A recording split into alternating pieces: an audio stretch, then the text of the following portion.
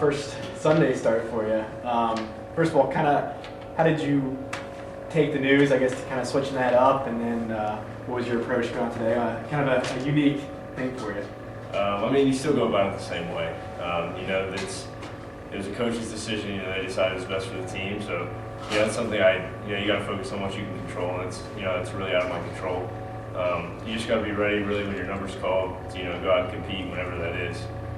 So approach stays the same. You're still going out there pitching regardless of the day. So really, nothing really changed.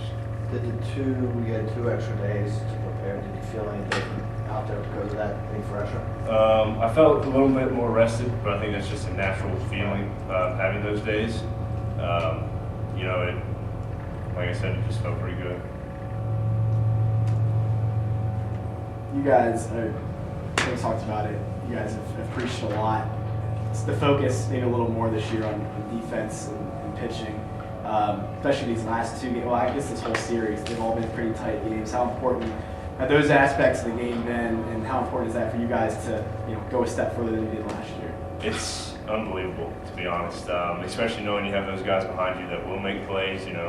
Our whole thing is to get contact. We don't want to have these 8-pitch, 9-pitch at bats. So knowing that you're going in there to get contact, knowing that you have those guys behind you, just makes your job that much easier. Brandon, you sweep a pretty good club this weekend, pitching and defense. You guys was on point. How much confidence did that give you guys here going forward? Sweeping a good team. It gives us a lot. Yet again, we know what we're capable of, and we still have our team's expectations that we have in our locker room. And we look at it as we played well this weekend, and you just got to keep going, keep that momentum going, and take it into the next weekday game and the next weekend.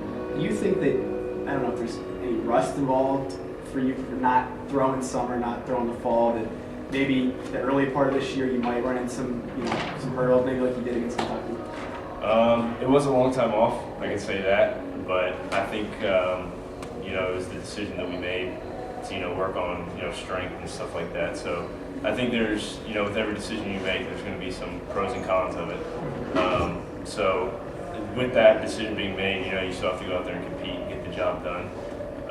So really, I don't think there's anything that had to do with that. I think it's just, like I said, going out and getting the job done. You guys are really confident handing the ball off to Kyle Crockett at the end of last year's games. What can Nick bring you there? Is he a guy that he's shown early on that maybe not that type of stuff, but pretty similar, and gave you a good supporting backend? Nick's unbelievable. He can close the door, just like Kyle could.